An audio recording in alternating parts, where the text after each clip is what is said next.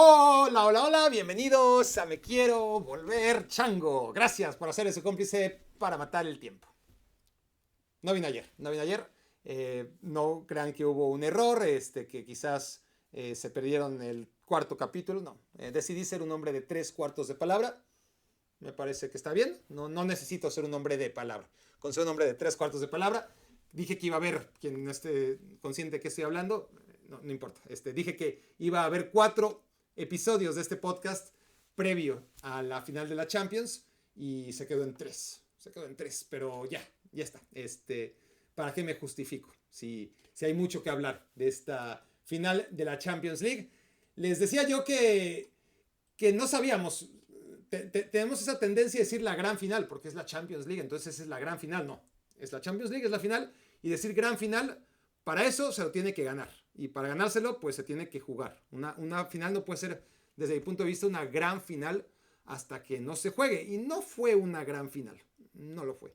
Fue una final interesante, una final que merece 10 reflexiones que estoy a punto de obsequiar, pero no terminó por ser una gran final, ¿verdad? Fueron grandes semifinales de Champions League, eso sí, pero no fue una final memorable desde el punto de vista de lo que vimos durante 90 minutos, aunque al final sí que estuvo muy emocionante. La emoción que faltaba creo que sí llegó en los minutos finales. Pero bueno, empezamos, si les parece, con la reflexión número 1. Y esta tiene que ver con términos de justicia. A algunos les sorprenderá lo que voy a decir, pero lo voy a justificar y la gran mayoría entenderá, supongo, lo que quiero decir una vez que lo explique.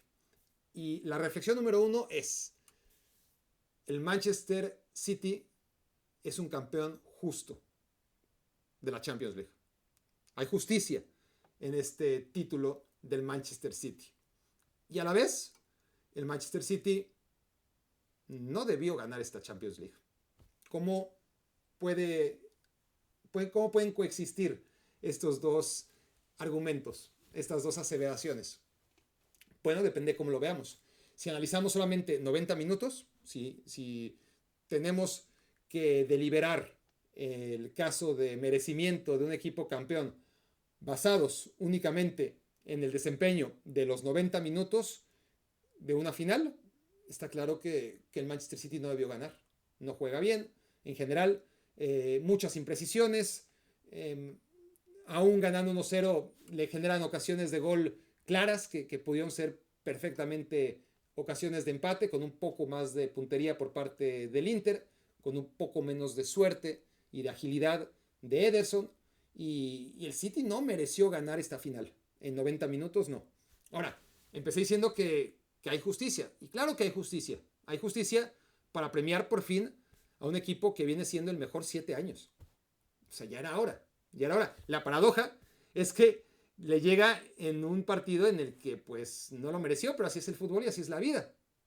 El Manchester City tuvo el rechazo de la diosa Fortuna, le dio la espalda en momentos donde realmente mereció ganar la Champions League, o al menos, o al menos avanzar de ronda para seguir justificando por qué era uno de los grandes favoritos o el gran favorito para ganar la Champions League desde la edición 2017 hasta la fecha, ¿no? Desde que llegó Josep Guardiola, el Manchester City no ha dejado de ser el mejor equipo del mundo durante varios meses. Y esto lo vengo diciendo no todo el año, sino desde hace años. El Manchester City, agosto, septiembre, octubre, noviembre, diciembre, enero, febrero, marzo, a veces abril, a veces ya no llega abril, es el mejor equipo de Europa. Son las sensaciones, ¿no? Es lo que transmite la precisión, la velocidad, la autoridad con la que juega. Luego han llegado momentos cumbre en donde el Manchester City no ha respondido. No ha respondido y no ha tenido pasta de campeón. Le pasó contra el Mónaco la primera vez, el Mónaco de Kylian Mbappé.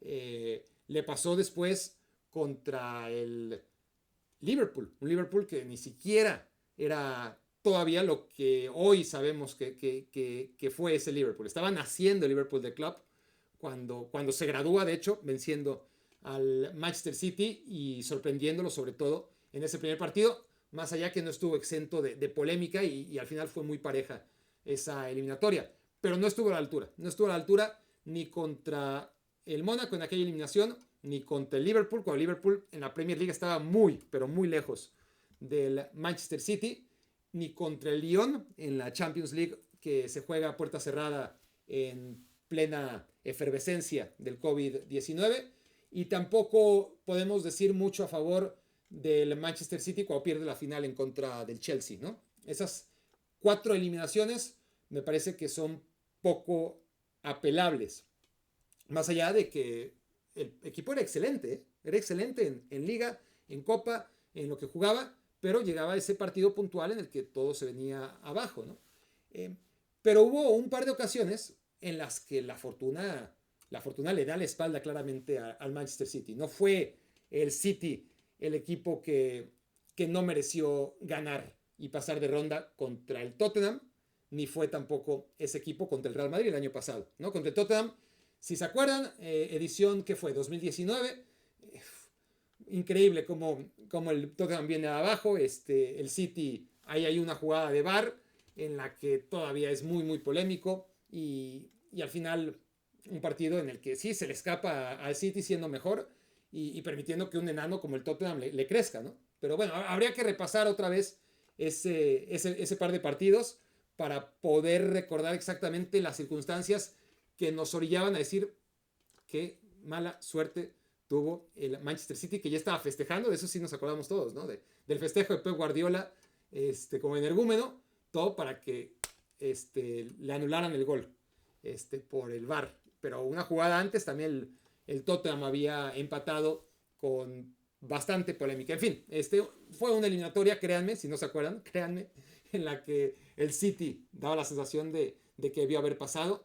Pero bueno, no, al final en el fútbol hay que ser superior y ser lo suficientemente superior para que el margen de error arbitral o circunstancial no te afecte, ¿no? Y no te quite la posibilidad de ser campeón. Y contra el Real Madrid el año pasado ni hablar, ¿no? El City en el partido de ida literalmente debió meter 10 goles con un poco de puntería, con un poquito, nada más, hubiera metido 8 y metió 4, nada más. Y luego en la vuelta pues pasaron cosas increíbles y el Real Madrid estaba escrito que iba a ganar la Champions League edición 2022 y así fue.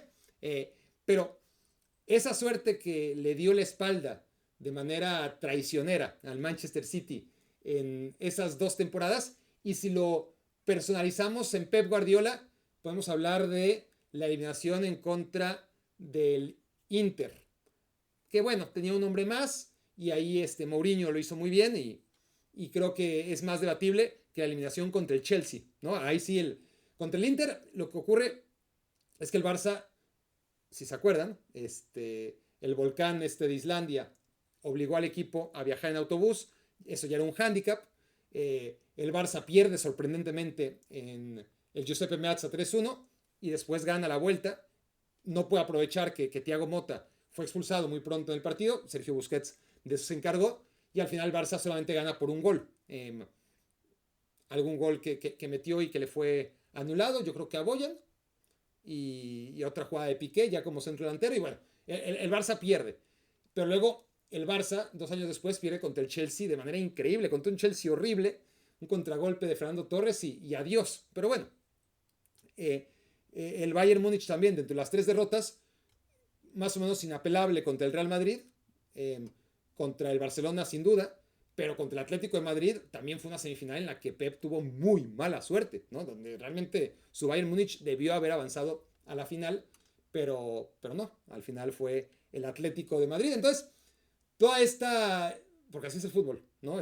Todos estos relatos en los que a Guardiola, por lo menos en 2 ocasiones, en 2 semifinales, y al City, por lo menos en esos 2 momentos de los que les estoy hablando, en semifinales contra el Real Madrid el año pasado, cuartos de final contra el Tottenham en 2019, pues toda la suerte que le faltó, la suerte que le fue esquiva, ahora estuvo a su favor.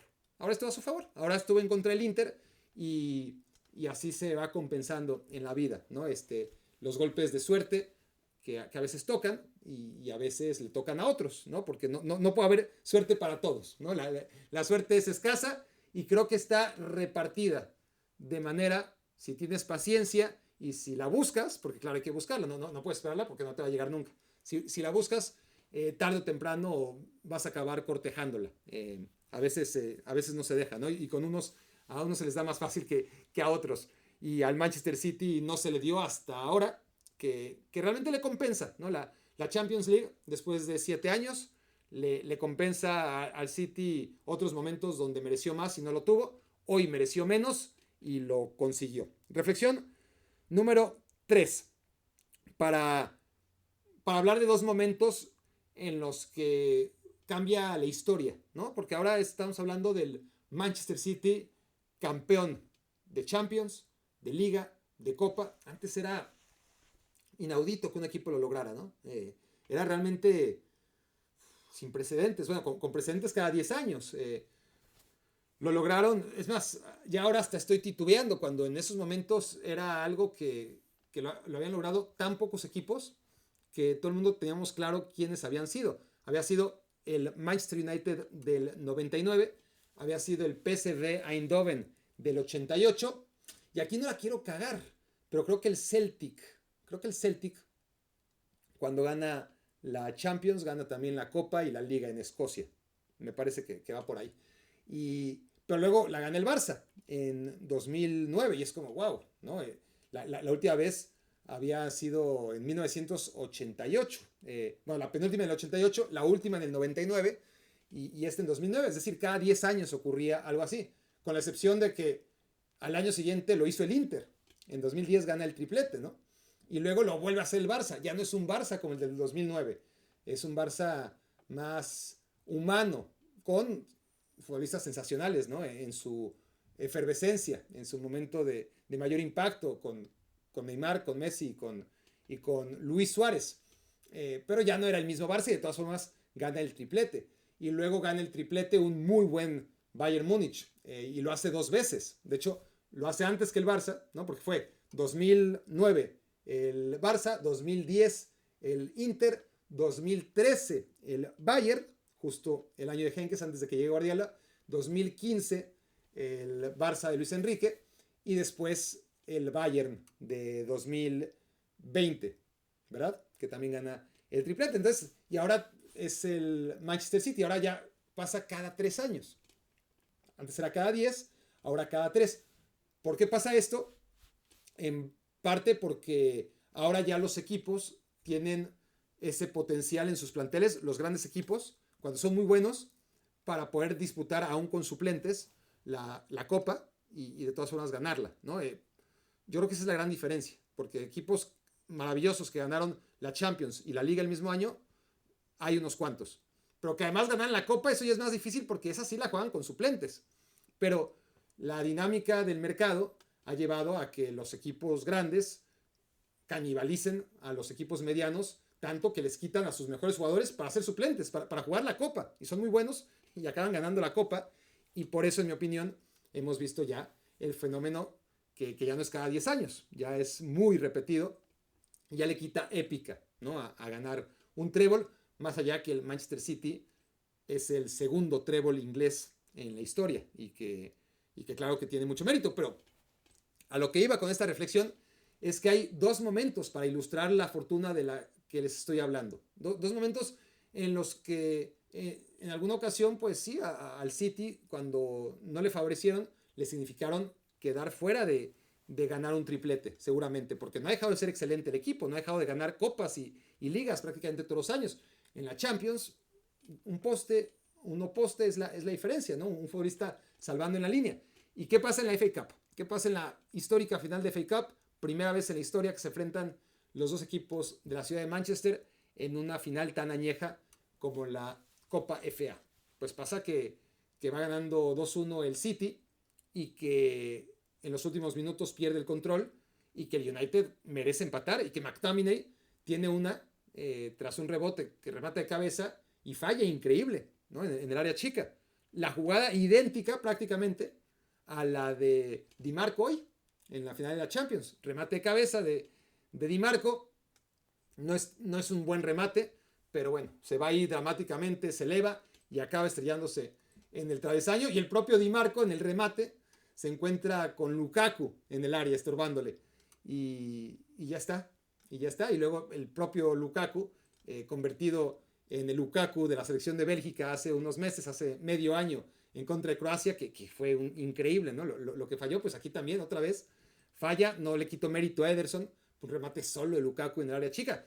Eso no hace mejor o peor al Manchester City, pero esas dos jugadas que le salieron bien, travesaños que al final no acabaron en gol y que fueron producto de equivocación rival, más no de mérito del Manchester City, son la diferencia entre ganar 3 o ganar 2 o hasta ganar 1 de 3, ¿no? Y se hablaría y se pondría ahora en tela de juicio el verdadero impacto de Guardiola y no, eso no se puede controlar.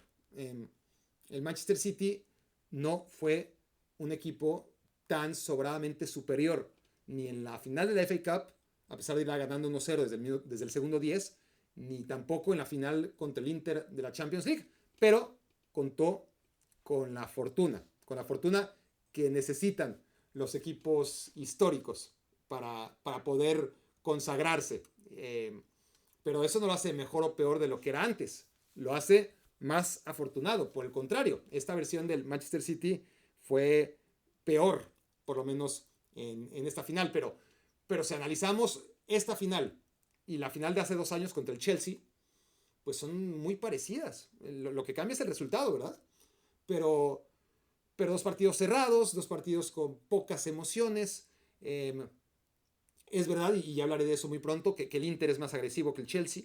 Yo creí que el Inter tenía que repetir fórmula del Chelsea hace 2 años si quería tener éxito, pero por el contrario, el Inter lo hizo a su manera y vaya que lo hizo bien. Pero fue un partido muy táctico, muy cerrado, muy nivelado, con Kevin De Bruyne apuntado para ser el hombre diferencial y saliendo de cambio en el primer tiempo, en el partido contra el Chelsea, por aquella contusión en un choque con Rudiger, y aquí por una lesión que ya venía arrastrando y que le privó de jugar varios partidos a Kevin De Bruyne en la recta final de la temporada. Fue idéntico, con la salvedad que en aquel partido del Chelsea, contragolpe, Pulisic, gol, y aquí aparece en una jugada de posesión larga del Manchester City, una ocasión en la que un centro de Bernardo Silva le rebota a Darmian, me parece que es, y Rodri tiene una definición sensacional. Ese Rodri, que 2 años antes, increíblemente, se había quedado en la banca. Fue una de las decisiones que realmente llamaron la atención de Pep Guardiola, el no jugar ni con Fernandinho ni con Rodri, dejar solamente a Gundogan en el medio campo contra el Chelsea. Ahí perdió probablemente la final el Manchester City, pero como todo en esta vida es un círculo, pues a Rodri le tocó la revancha. No le tocó a Kevin De Bruyne. Yo pensaba que era la final de Kevin, ¿no? Por cómo salió, por la frustración de salir del campo cuando eras el llamado a ganar el Balón de Oro y juegas la final y resulta que un choque, una acción de fútbol, te saca con el ojo morado, ¿no? del partido y medio noqueado. Pues hoy era el momento de Bruyne, al menos así lo pensaba yo, y se repite la historia. Otra vez tiene que salir reemplazado antes de que acabe la primera mitad. Pero el partido en contra del Chelsea hace 2 años y el partido de hoy son muy similares. Son muy similares con esa gran diferencia. Aparece el contragolpe y castiga Kai Havertz, ¿no? Que es el anotador del gol. Siento que dije Pulisic. Yo no creo que haya dicho Pulisic, ¿verdad?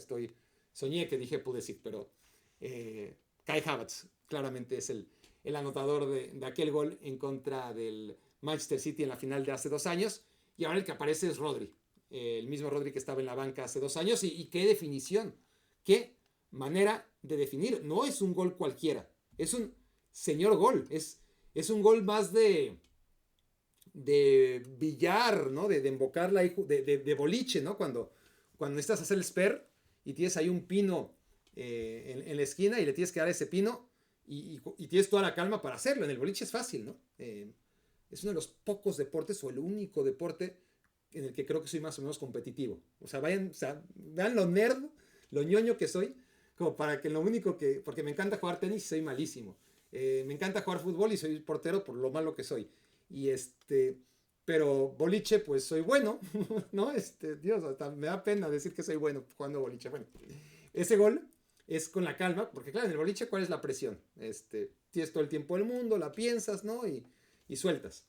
Aquí también, bueno, aquí lo hizo parecer Rodri como si fuera una jugada en la que se para el tiempo, ¿no? Y él solo viendo al pino y el canal en el que tenía que entrar esa pelota y justo ahí la mandó, una definición perfecta, ¿no? No le pegó a reventar el marco, no le pegó con demasiada suavidad como para darle alguna oportunidad a Onana de reaccionar, ¿no? Fue la tensión y la velocidad justa y sobre todo la colocación adecuada para darle el título al Manchester City. Esa es la reflexión número 3. La 4 es... ¿Dónde puse la de Rodri debe ganar el Balón de Oro? No la puse, ¿verdad?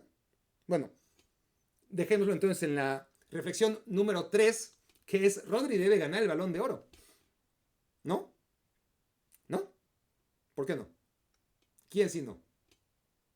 Digo, contéstenme. Ajá. ¿Quién más? ¿Ok? ¿No?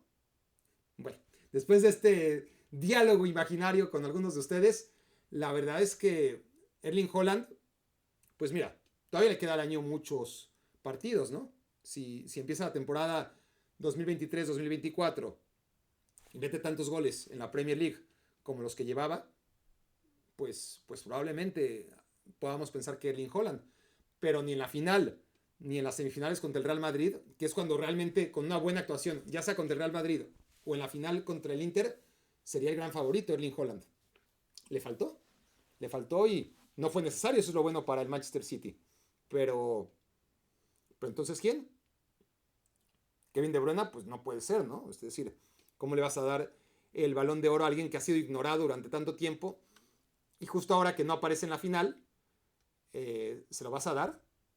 Sería muy raro, ¿no? Que lo gane Kevin De Bruyne. Pero ¿quién si no? ¿Messi? Ganó el Mundial. Pero pues, ya le dieron el Balón de Oro por ser el mejor del Mundial, ¿no? No sé, yo creo que aunque haya sido año mundialista, o que para efectos de este Balón de Oro el Mundial contabilice, porque si Benzema ganó el anterior fue porque el Balón de Oro no tomaba en cuenta el Mundial 2022, lo cual me parece raro, ¿no? Si vas a dar el Balón de Oro 2022, pues toma en cuenta lo que se jugó en 2022, pero tonterías del Balón de Oro, que el Mundial 2022 va a contabilizar para el Balón de Oro 2023. Y a partir de ahí, pues sí, pero luego Messi que en el Paris Saint-Germain poco y menos. Y en Miami, pues igual, y el equipo que es el peor de la MLS con Messi repunta y gana la MLS, no lo sé, no lo creo, ¿verdad? Pero me cuesta trabajo encontrar argumentos a favor de que Messi gane el Balón de Oro ahora mismo y que Erling Haaland también. Y saben que Rodri no lo va a ganar, por supuesto que no lo va a ganar. Pero si viviéramos en un mundo mejor, pues Rodri, ¿no? Digo yo, es el futbolista que aún jugando una final pobre en general, porque tampoco podemos ignorar las imprecisiones impropias de Rodri, sobre todo en la primera parte, que estuvo muy, muy mal. Pero bueno, hablando de la falla de McTominay en la FA Cup, ¿quién es el que condiciona esa falla? Sí, McTominay no remata bien una posibilidad tras un desvío por parte de Ederson y remata fatal a portería vacía en el área chica, pero porque ahí está Rodri estorbándolo. 2 jugadas de título, ¿eh? Rodri está ahí en la jugada que evita directamente, propicia el error de McTominay y evita los tiempos extra en la FA Cup, y una semana después aparece en toda su gloria con un gol soberbio, ¿no? El único gol de la final de la Champions. Y después todo lo que produce Rodri, ¿no? Lo que recupera por partido, su manera de distribuir, de liderar la presión, todo lo que hace Rodri como engranaje de este Manchester City, que es muy parecido a lo que hacía Busquets en el Barcelona. Pero Busquets nunca estuvo ni cerca de ganar el Balón de Oro y Rodri tampoco lo va a estar, para que nos engañamos. Pero bueno, esa era la reflexión que miren, ni siquiera la tenía aquí apuntada y no sé en dónde, ni siquiera mi celular me lo creyó y me lo acabó borrando, no sé qué pasó, pero bueno, era una de las reflexiones. Vamos a la número 4, que ya toca hablar un poquito del Inter de Milán. El Inter de Milán, si ayer hubiera hecho el podcast que no grabé, les habría hablado de un Inter que tenía la disyuntiva de elegir entre dos suicidios, ¿no? Dos venenos. De qué manera quería morir, porque morir parecía inevitable en contra del Manchester City, sobre todo jugando a un solo partido. Si hubiera sido otro contexto, el Inter, ¿no? Podría, ¿no? A ida y vuelta y demás, creo que tener argumentos, pero a un solo partido iba a ser muy difícil y tenía que elegir de qué manera se iba a suicidar. Defendiendo, con la línea de 5 bien replegada, con los 3 mediocampistas muy juntitos y con los 2 delanteros al contragolpe, uno de enlace entre medio campo y ataque y el otro cazando algún balón largo. Esa era una opción de suicidio ante un Manchester City que te lo iba a agradecer, ¿no? y que normalmente encuentra, ¿no? El vértigo, la velocidad, la precisión y sobre todo a ese monstruo llamado Erling Haaland como para castigar a equipos que se repliegan. El otro suicidio, el otro veneno, era atacar, ir y presionar arriba y hacer sentir incómodo al Manchester City, con el gran riesgo de darle metros a Grealish y a Bernardo Silva y a hipotéticamente Kevin De Bruyne y a Gundogan y al propio Erling Haaland, que también los agradecen, ¿no? Si les das metros y no presionas lo suficientemente bien, te castigan. Puedes hacerlo bien durante el 99% del partido. Una jugada en la que te saliste de foco, desatención, no anticipaste correctamente y te vacunan, no te perdonan. Entonces eran dos suicidios y tenías que escoger cuál de los dos.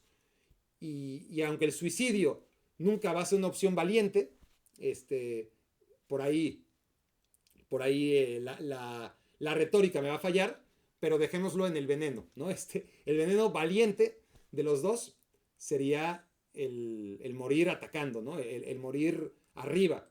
Y el Inter, dentro de su planteamiento claramente de reacción defensiva, lo que hace es tener la iniciativa. Es decir, voy a defender, pero voy a defender arriba.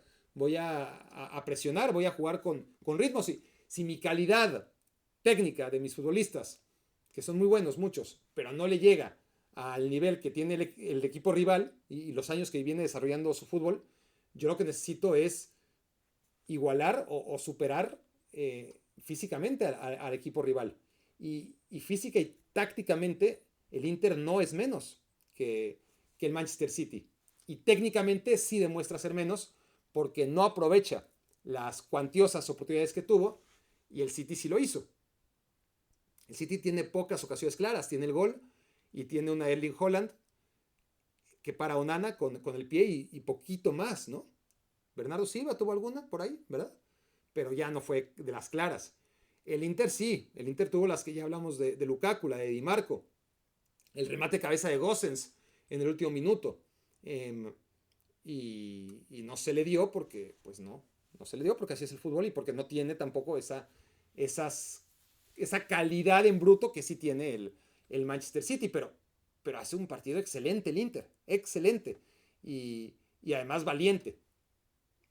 De las dos formas, lo más probable era que muriera. Muchos esperaban ver al típico equipo italiano defendiendo, solamente marcando, encerrándose y probablemente hubiera competido menos, hubiera limitado sus posibilidades de anotar y por lo tanto de ganar. Nunca lo sabremos. Sabemos que el Inter, y van varios partidos de Simone Inzaghi así, elige exactamente lo que tocaba, cómo jugar este partido y lo hace realmente bien. Un partido que tiene un antes y un después de la lesión de Kevin De Bruyne. Sí y no, porque ese después es lo que debió ser, lo que imaginamos que pudo ser el partido y que nunca fue ya sin Kevin De Bruyne, porque antes seguía siendo un partido muy parejo.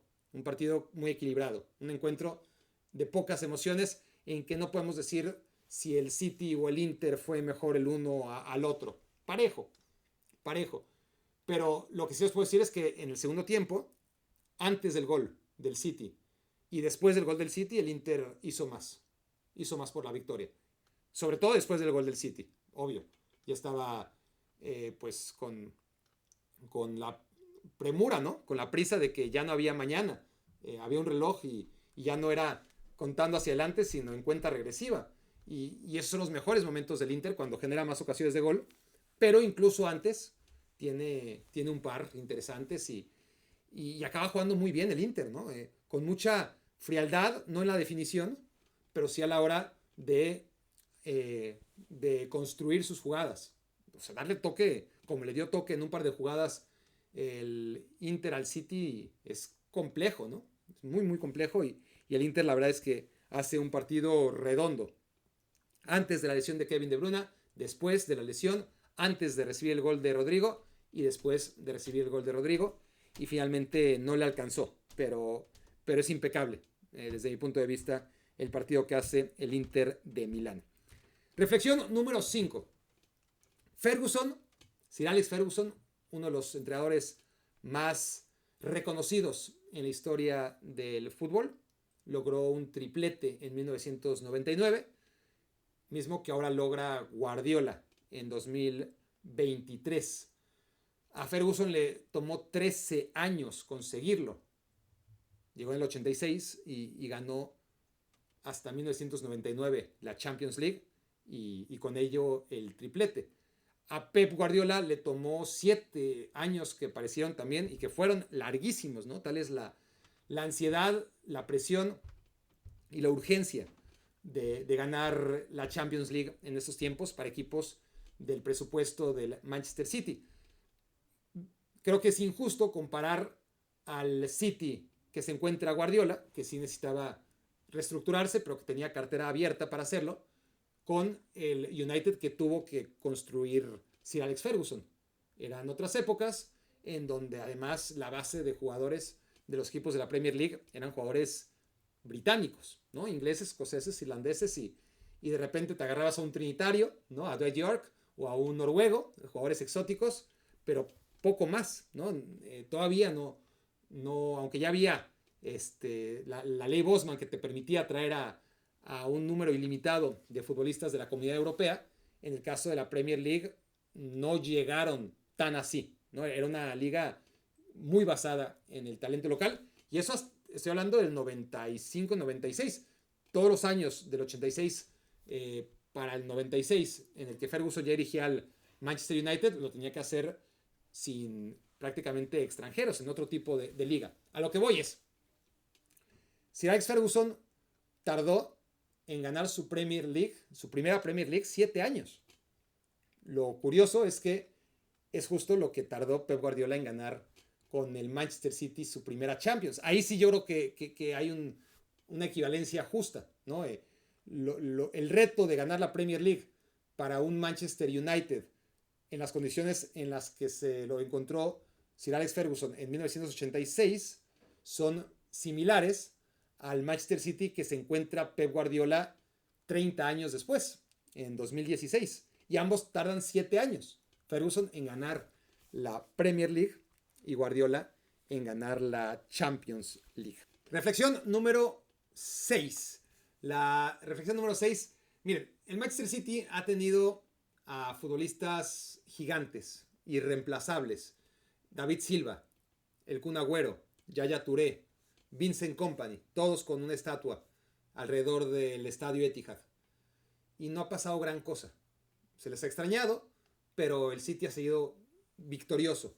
El City ha conseguido hoy una Champions que no había conseguido, teniendo a todas estas figuras en el recuerdo, y eventualmente lo mismo ocurrirá con Gundogan y con Bernardo Silva y con Kevin De Bruyne, que seguramente es el quinto ya predestinado a tener su estatua afuera del estadio del City. Se dice que Gundogan se va del equipo, ya veremos.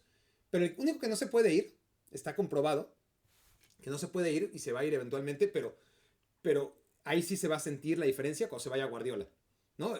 Porque, a ver, es verdad, El City, con la inversión, con su nuevo estatus en la Premier League, ya ganó la Champions, ya había ganado la liga con Pellegrini y con Mancini. No es que Guardiola llegó a ganar lo que no había ganado nunca, no, ya lo había ganado. El tema es mantener la excelencia, el tema es hacer ver a todos los rivales como si fueran inferiores al Manchester City, ¿no? El City con Guardiola ha ganado 5 de las 7 Premier Leagues que ha disputado. Eso es tremendo. Eso es tremendo, ¿no? ¿Por qué? Porque no ha invertido más que sus rivales. En el capítulo pasado hablé largo y tendido sobre la comparación de los fichajes del United y del City. Luego me dediqué a ver a fondo y sacar la tabla de inversión real, ¿no? Como siempre les digo, cuánto gasté en fichajes, pero cuánto ingresé por vender futbolistas. Y ahí tenemos la inversión temporada a temporada en mejorar tu plantel.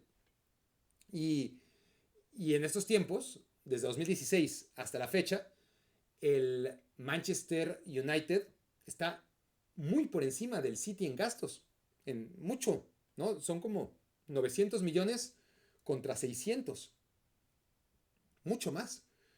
De hecho, en 700 y pico ya está el Chelsea, ¿no? Con las locuras que ha cometido este mercado, a pesar de la buena gestión en general de Marina Granovskaya y de Petr Cech, el Chelsea, tras los gastos de 2022-2023, ya está por encima de la inversión del City, si tomamos en cuenta lo que han gastado desde 2016 hasta la fecha. El City es el tercer equipo.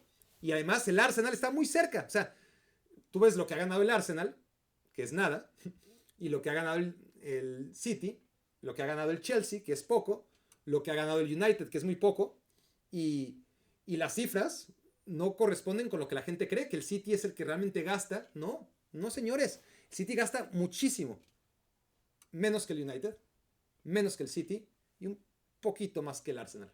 Sí, si los títulos realmente se repartieran por inversión, desde 2016 el United debería de tener 3, el Arsenal debería de tener 1 y los otros 3 se los tendrían que repartir entre el Chelsea y el City, ¿no? Es decir, al Chelsea le corresponderían 2 títulos, tomando en cuenta lo que han invertido realmente comparado con lo de sus rivales. Y en cambio de esos 2 que le deberían de tocar solamente, si tomamos en cuenta, si fuera cierto eso de que solamente es gasto y no es una gestión, una política de fichajes, una visión, una construcción de equipo, si todo fuera solamente dinero, entonces pues el Manchester United habría ganado, si no todas, sí la mayoría de estas 7, porque ha sido el que más ha invertido. Y después el Chelsea, y después el City, y algo tendría que ganar el Arsenal, porque ha gastado también mucho dinero, pero no es así, no es así.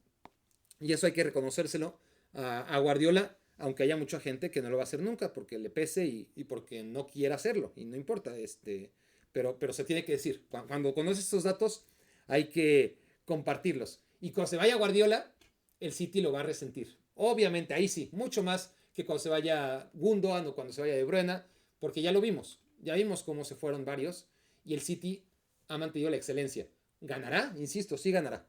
Algunas veces, pero repartidas. Olvídense de esta hegemonía que se debe indudablemente a Pep Guardiola y nada más, ¿no? La cantidad de títulos de manera consecutiva solamente se entiende bajo un entrenador que lo ha logrado ahí donde se ha parado. Y ya hablé de este tema, ¿no? Pero hay técnicos que han tenido presupuestos como el de Guardiola. La gente suele ningunear lo de Guardiola porque lo ha hecho gestionando equipos donde ha podido comprar lo que le ha dado la gana, que es verdad, pero no ha sido el único. No ha sido el único. Mourinho también, Ancelotti también, y no han logrado mantener la excelencia durante todos los años que lleva Guardiola, haciendo a sus equipos los mejores durante 15 años ininterrumpidos. Reflexión número 7.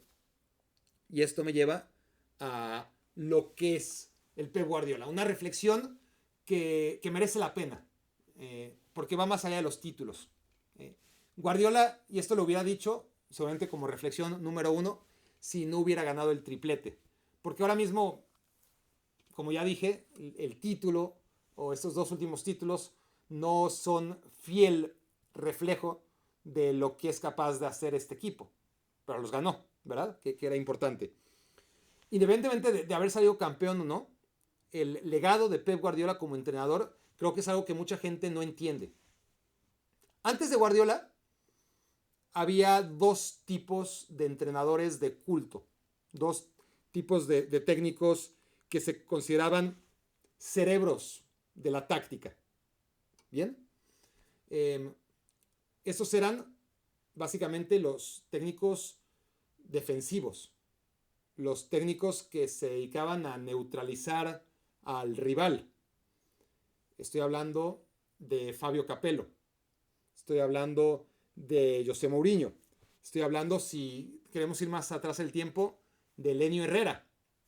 Esos eran los cerebros tácticos de un lado, y del otro estaban los románticos. Arrigo Sacchi, César Luis Menotti, Johan Cruyff, Marcelo Bielsa. Este tipo de también cerebros tácticos, pero más de buen juego y de abanderar el espectáculo, o no ganaron nada, como es el caso de Bielsa o de Menotti, o tuvieron sus éxitos en un solo equipo. No pudieron transmitir lo que lograron en el Milan y en el Barcelona, respectivamente Arrigo Sacchi y Johan Cruyff, en otros equipos. Guardiola ha logrado hacer lo que ha hecho en el Barça, en el Bayern y en el Manchester City, abanderando un fútbol como el de Bielsa, como el de Cruyff, como el de Arrigo Sacchi, como el de Menotti, llevándolo a otro nivel y haciéndolo sumamente rentable, ¿no? Porque antes era los cerebros de la táctica, ¿no? Son los que ganan, los Mourinho, los Capello, los Lenio Herrera, y que se dedican a eso, a neutralizar al rival, básicamente era eso, ¿no? Y con este tipo hemos encontrado el fútbol moderno, lo que ahora es normal y hasta hace poco no lo era para nada. Defensas centrales que eran excepción, siempre los ha habido, pero ahora son norma, ¿no? Que salen jugando. Laterales que te juegan por dentro. Delanteros que presionan. Todo esto que caracteriza al fútbol moderno y que lo damos por sentado en equipos hasta de medio pelo, no existía hasta hace bien poco. Podían existir por separado, es decir, sí, claro que ya había defensas centrales técnicos, ¿no? No los inventó Guardiola, pero no eran la norma. Había delanteros que presionaban la salida, no eran la norma. Había laterales que te jugaran por dentro, bueno, eso ya no lo sé, eso ya no estaría tan seguro, pero alguno habrá ocurrido, ¿no? Pero aquí lo que realmente quiero decirles que diferencia a Guardiola de los demás es que estás hablando de un técnico proactivo, no reactivo, como los otros históricos de la táctica, que eran esquemas reactivos. Aquí no, es uno que toma la iniciativa, que vela por la diversión, por la lucidez y por el entretenimiento, aunque hay partidos como este que pues no se dio y no fue divertido para nada. No digo que siempre lo sea, y ni que a todo el mundo le tenga que parecer divertido a lo que juegan estos equipos, pero es lo que intentan, ¿no? Ser proactivos, ser equipos que lleven la dinámica y tener esto de defensas que salen jugando y hacerlo con 3 equipos distintos y hacerlo de manera atrevida y hacer todo lo que hace con las líneas adelantadas el equipo de Guardiola durante 15 años, y este equipo se puede llamar Barcelona, Bayern o Manchester City, es el legado de Guardiola, porque es jugar así y ganar, es demostrar que esa fórmula puede ser más ganadora que cualquier otra. Y luego otra vez, depende, ¿no? Del remate de McTominay o de, o de Di Marco o del VAR del Tottenham, si la anulan o no la anulan el gol, o de que tires 25 veces en contra del Atlético de Madrid, siendo el Bayern Múnich, y Oblak saque todas. Bueno, sí, pero por eso, al final de cuentas, esto es lo que realmente deja Guardiola. Luego podemos contar títulos y seguiremos contando títulos. Pero el verdadero legado de Pep Guardiola es lo que les acabo de decir. Transformar al fútbol y hacerlo mejor. El fútbol moderno es buenísimo. Es realmente divertidísimo ver a equipos como el Napoli, ver equipos como el Arsenal, ver equipos como el Manchester City, ver equipos como la Fiorentina, ver equipos como el Brighton. No sería posible sin Guardiola. No sería. No habría pasado nunca. Y ahí está el legado de Pep Guardiola. Ahora, reflexión número 8. Si vamos a comparar a este equipo con el Barça de Guardiola, yo creo que no. Yo creo que no. Nunca que yo recuerde el Barça ganó una final sufriendo como lo hizo en la FA Cup y como lo hizo ahora en la Champions Manchester City. Sí que sufrió, por ejemplo, y de qué manera contra el Chelsea, no lo olvidemos, en semifinales, decisiones arbitrales polémicas, un gol de última hora de Iniesta, no habían tirado a portería, eso es verdad, pero en general era un equipo que Iniesta, Xavi, podemos hablar de lo buenos que son Gundogan y Kevin De Bruyne. No creo que le aten los zapatos a las mejores versiones de Xavi y de Iniesta, más Messi. Eso sin tomar en cuenta Messi y Puyol, ¿no? El activo que te daba en defensa Puyol, ese vigor, ese intangible, ¿no? De tener a alguien con ese amor por el fútbol y el equipo y un líder como ese, le falta a este Manchester City. Yo creo que no son comparables. Sobre todo por esas 4 piezas. Luego ya es cuestión de percepción y sí, es un equipo que juega bien y que tiene, a diferencia de aquel Barcelona, eso es lo que yo creo que habría que argumentar o contraargumentar a favor de este Manchester City y de que la comparación pudiera ser válida, que este Manchester City pues ya lleva 7 años, ¿no? Le costó ganar la Champions, pues lleva 7 años a un nivel extraordinario y aquel Barcelona duró 4. Duró 4, le alcanzó para 2 Champions y el tema es la percepción, ¿no? Los picos tan altos de juego a los que llegó un Barcelona para los cuales el mundo del fútbol no estaba preparado. Para todo lo que les acabo de decir de que empezó a hacer Guardiola y que ahora es norma, pues ahora ya no es el único, ya saben a qué juega Guardiola y algunos han sabido replicarlo, otros imitarlo y ya no es, ya dejó de ser tan revolucionario como en 2008, 2009, que agarró a todo el mundo muy mal parado y sin un antídoto. Apenas, ¿no? Tenían que empezar en el laboratorio a tratar de entender qué estaba haciendo este Barcelona y cómo se podía contrarrestar. Y que además tenía a un Lionel Messi en plenitud. Entonces, no. Si quieren compararme al Barça de aquellos años, de 2008 a 2012, con este Manchester City de 2016 a 2023, mi respuesta es no, no me jodan. Reflexión número 9. Se confirma una teoría, ¿no? La de no basta con llegar a la Champions una vez. Si llegas a la Champions por primera vez, a la gran final o a la final, lo más probable es que, al menos de que seas un equipo ya con mucha experiencia, como el Real Madrid o como el propio Barcelona, tengas que perderla. Si una generación de jugadores llegan por primera vez, porque claro, el Inter había llegado 3 veces, ¿no? Pero esta generación de jugadores llegó por primera vez. Si vuelve el Inter, que va a ser difícil, tendrá muchas oportunidades de ganarla. Habrá vivido lo que ya vivió el Manchester City, perderla y luego ganarla, que eso es lo normal, porque la había pasado a Liverpool, la perdió en contra del Madrid, la ganó cuando se volvió a aparecer en contra del Tottenham. Ocurrió con el Chelsea, la perdió contra el United, volvió para enfrentar al Bayern y la ganó. El Bayern, por primera vez en muchos años, jugó la final en contra del Chelsea, la perdió, con el aprendizaje, la ganó al año siguiente. La cosa es aparecer 2 veces. ¿Cuántos equipos ya no volvieron? El Tottenham ya no volvió, el Paris Saint-Germain no ha vuelto y el Atlético de Madrid sí que volvió, pero es la excepción.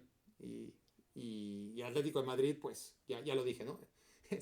Para empezar, es el Atlético, por redundante que parezca, y se enfrentaba otra vez al Real Madrid, que es intratable, y no quiso con todo a favor ir por esa final, que era la que le tocaba, porque realmente estaba todo servido en 2016 para que no fuera el Atlético de Madrid la excepción a la regla, sino un ejemplo más, que a la Champions, a la final de la Champions hay que llegar 2 veces, la primera para perderla, la segunda para ganarla. El City llegó contra el Chelsea por primera vez, la perdió, le tocaba ganar esta, y al Inter lo normal es que si vuelve le toque ganar la siguiente.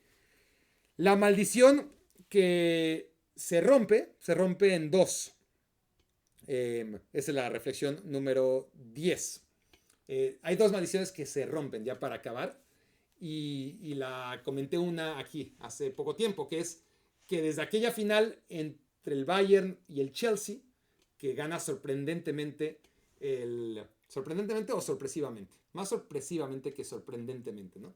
La gana el Chelsea, y se jugaba en Múnich, y el Chelsea era un desastre, y bueno, le gana primero al Barça, ¿no? En semifinales, increíble el Chelsea de Di Matteo, y se presenta en la final, empata con gol de Drogba, tiros penales, y esa fue la última vez, 2012, en que un equipo que tenía menos Champions Leagues que el otro finalista acababa ganando. Desde 2013 hasta la fecha, saquen ustedes las cuentas, no voy a repetir, pero porque ya lo dije en otro episodio, pero desde entonces, 2013, 2014, 2015 y así hasta ahora, durante 10 años seguidos, el equipo que llegaba con más Champions Leagues ganaba, y el equipo que tenía menos en el palmarés perdía.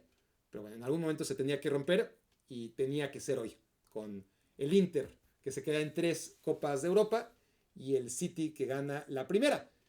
Y la que también se rompió fue la de Puma, volviendo a una tradición de las reflexiones mundialistas y las marcas.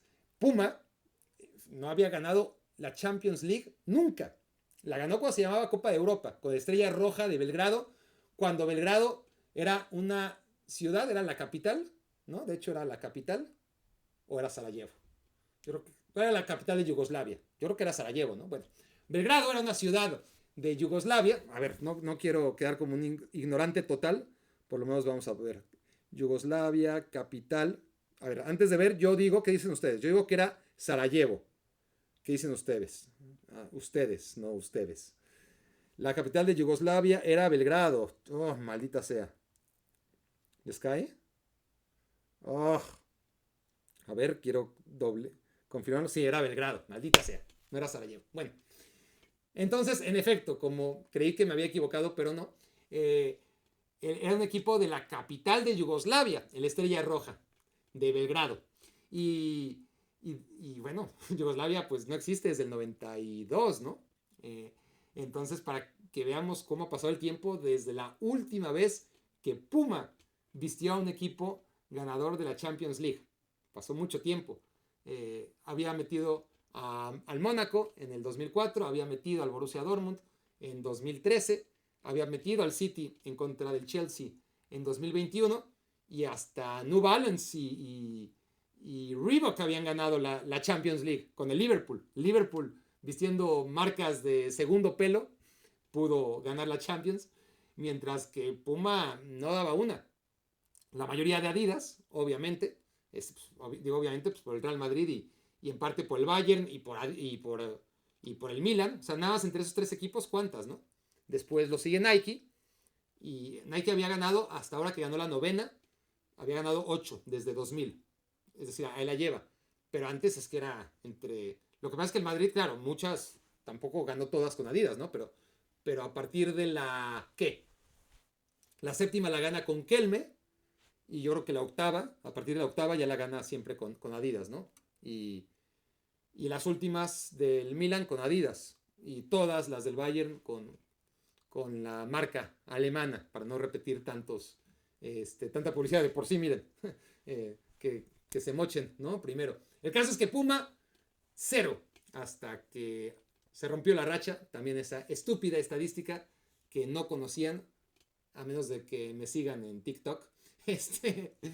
Ahí se las dejo para cerrar esta última reflexión sobre el Manchester City, justo campeón y a la vez injusto campeón de la Champions 2023. Esto fue Me Quiero Volver Chango. Muchas gracias por haberme hecho su cómplice para matar el tiempo.